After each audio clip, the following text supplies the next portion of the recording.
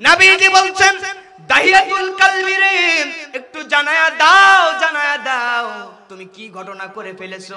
দাহিয়াতুল কালবি কাঁদতেছে আর ডাক দিয়ে বলতেছে ইয়া রাসূলুল্লাহ ইয়া হাবিবাল্লাহ, আমি এখন পর্যন্ত ইসলাম ধর্মে আসি নাই, আমি দূর বিদেশে কাজকর্মের জন্য চলে যাব, ব্যবসার জন্য চলে যাব।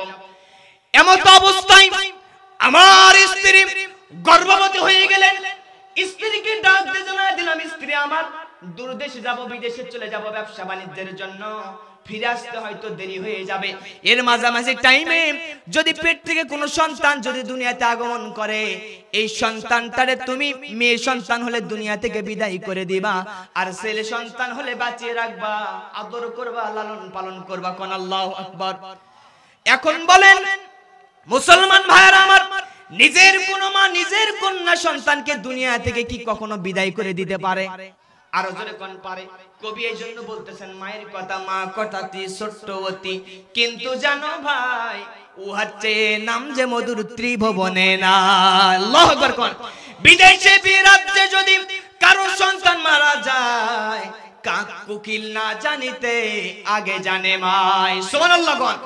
এইবার আলোচনা শেষের দিকে নিয়ে আসতেছি, আমার সময় একেবারেই কম। দাহিয়াতুল কালবি নবীজির সামনে কাঁদতেছেন, ইয়া রাসূলুল্লাহ আল্লাহ কি আমার গুনাহ maaf করবে নাকি? নবীজি বলছেন দাহিয়াতুল কালবি রে কি অন্যায় করে ফেলেছো সুন্দরভাবে একটু জানায় দাও, পরিষ্কারভাবে বলে দাও। দাহিয়াতুল কালবি ডাক দিয়ে বলতেছে ইয়া রাসূলুল্লাহ কাজকর্মের জন্য যখন বিদেশে বাহিরে চলে যাব, স্ত্রীকে ওসিয়ত করে গেলাম কন্যা সন্তান দুনিয়াতে আসলে বিদায় করে দিবা, জীবন্ত কবর দিবা, ছেলে সন্তান হলে বাঁচিয়ে রাখবা, তুমি তাকে লালন পালন করবা, হত্যা করবা না। মুসলমান ভাইরা আমার, কন্যা সন্তান দুনিয়াতে আসলেন, আসার পরে কিছু বড় হয়ে গেল, এত চাঁদের মতো ফুটফুটে সন্তান, মেয়েটার নাম রেখে দিলেন জামিলা। নাম কি? আরো জোরে কোন নাম কি? এইবার দাহিয়াতুল কালবি কিছুদিন পরে কাজকর্ম করে শেষ করে আসবার পরে বাসায় যখন ফিরে আসলেন, আসার পরে দেখলেন চাঁদের মতো ফুটফুটে একটা কন্যা সন্তান বাসার উঠানে খেলাধুলা করতেছেন। ভাইরা আমার, বন্ধুগণ আমার, দাহিয়াতুল কালবি ডাক দিয়ে বলতেছে ইয়া রাসূলুল্লাহ বাসায় যখন ফিরে আসলাম, ঘরে যখন ফিরে আসলাম, ছোট্ট একটা কন্যা সন্তান দেখতে পেলাম। স্ত্রীকে ডাক দিয়ে বললেন স্ত্রী আমার সন্তানটুকু কার? স্ত্রী তখন আমার হাত দিয়ে ডাক দিয়ে জানায় দিল স্বামী আমার অনেক দিন যাবত পর্যন্ত ঘর সংসার করলাম, এই সন্তান দুনিয়ার কোনো সন্তান নয়, এই সন্তান তুমি আমার পেটে রেখে গিয়েছিলে, সেই সন্তান জন্মগ্রহণ করেছে, বড় হয়ে গেছে, নাম তার রেখে দিয়েছি জামিলা। আল্লাহু আকবার। কিন্তু দাহিয়াতুল কালবি নবীজির সামনে বলছে ইয়া রাসূলুল্লাহ তখন পর্যন্ত আমার কলিজা থেকে জাহিলিয়াতের যুগের ছাপ কাটে নাই। চিন্তা করলাম মেয়েটাকে দুনিয়া থেকে বিদায় করে দিব, হত্যা করব। সেই যুগে যদি কন্যা সন্তান জন্মগ্রহণ করত, তাদের টেনশন ছিল এই কন্যা সন্তান হওয়া মানে অপমানিত হওয়া। কন্যা নাউযুবিল্লাহ। এইবার দাহিয়াতুল কালবি ডাক দিয়ে বলতেছে ইয়া রাসূলুল্লাহ স্ত্রীকে বললাম সন্তানটুকুকে সেজে দাও, নতুন পোশাক পরায়া দাও, নানার বাড়িতে বেড়াইতে নিয়ে যাব, দূর দেশে বেড়াইতে নিয়ে যাব। স্ত্রী তার সন্তানকে সাজায়া দিলেন, নতুন জামা কাপড় পরায়া দিলেন। স্ত্রীও জানে না তার সন্তানের জন্য শেষ দিন রাত হয়ে যাচ্ছে।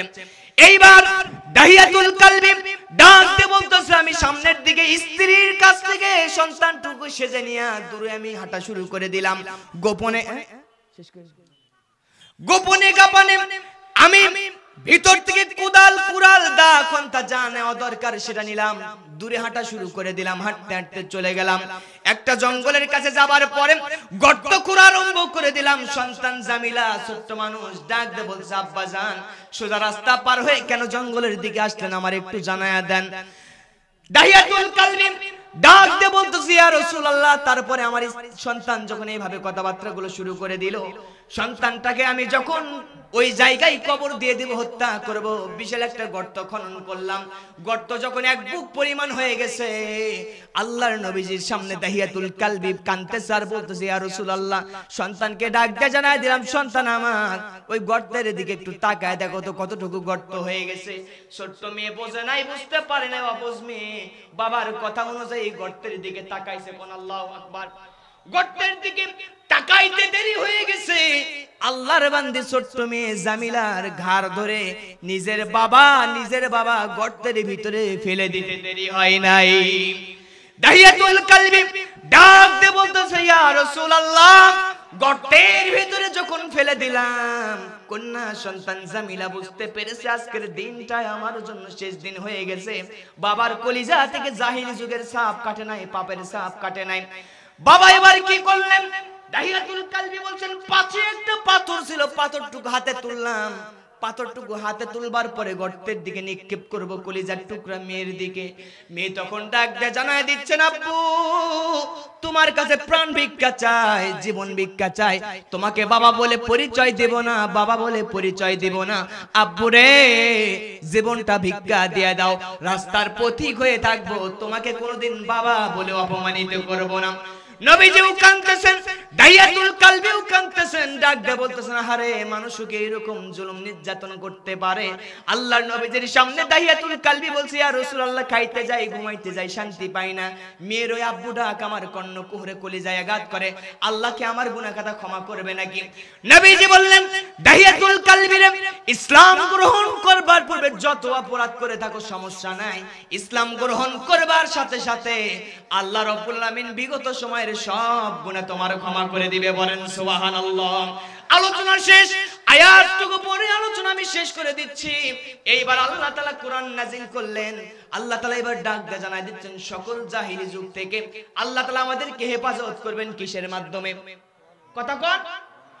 আল্লাহর কাছে জিজ্ঞাসা করলাম আল্লাহ কি দ্বারা তুমি আমাদের মাঝে সফলতা দান করবা? আল্লাহ তাআলা আবার সুন্দর করে জানাই দিচ্ছেন কিতাবুন আনজালনাহু ইলাইকা লিতুখরিজান নাসা মিনাল যুলুমাতি ইলান নূর। আল্লাহ জানাই দিলেন আমি তোমাদের মাঝে যেই কিতাব দান করলাম, যেই কিতাব নাজিল করে দিলাম, এই কিতাব মেনে নেবার মাধ্যমে আল্লাহ রাব্বুল আলামিন সমস্ত প্রকার অন্যায় জুলুম অন্ধকারের পথ থেকে তোমাদেরকে আল্লাহ রাব্বুল আলামিন হেদায়েতের পথ, নূরের পথ দেখায় দিবে। পড়েন সুবহানাল্লাহ। এইবার কারা কারা, কোন কোন মায়ের সন্তান আগামী নির্বাচনে আসবার পরে কারা কারা ইসলামপন্থী মানুষগুলোকে সংসদে দেখতে চান? ইসলামপন্থী মানুষগুলো যদি একবার যদি সংসদে যেতে পারে, বাংলার জমিনে আল্লামা সাঈদীর মতো তাফসীর কারককে বিষ প্রয়োগ করে আর হত্যা করতে পারবে না। ঠিক কিনা? মুসলমান চিন্তার কারণ নাই, ওরা এক সাঈদীকে বিদায় করে দিয়েছে। বাংলার জমিনে 1 বছর পূর্ণ হবার আগে পেটনির বাচ্চা, পেটনির বোতল আমরা দেখতে পেয়েছি। কথা কোন? ঠিক কিনা? মুসলমান ভাইরা আমার আলোচনা শেষ করে দিলাম। এইবার শপথ নিতে চাই, কোন কোন মায়ের সন্তান আগামী সংসদ, কোরআনের সংসদ হোক দেখতে চান? দুহাত তুলে দেখান। মুসলমান ভিতর থেকে একজন যুবক তাকবীর দেন তো দেখি, পারেন?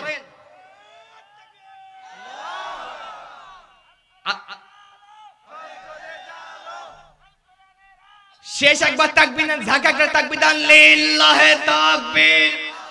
শেষ তাকবীর, লিল্লাহে তাকবীর। দিন ইসলাম, দিন ইসলাম, দুনিয়ার মুসলিম, লিল্লাহে তাকবীর। বড় ভাই চলে আসছে।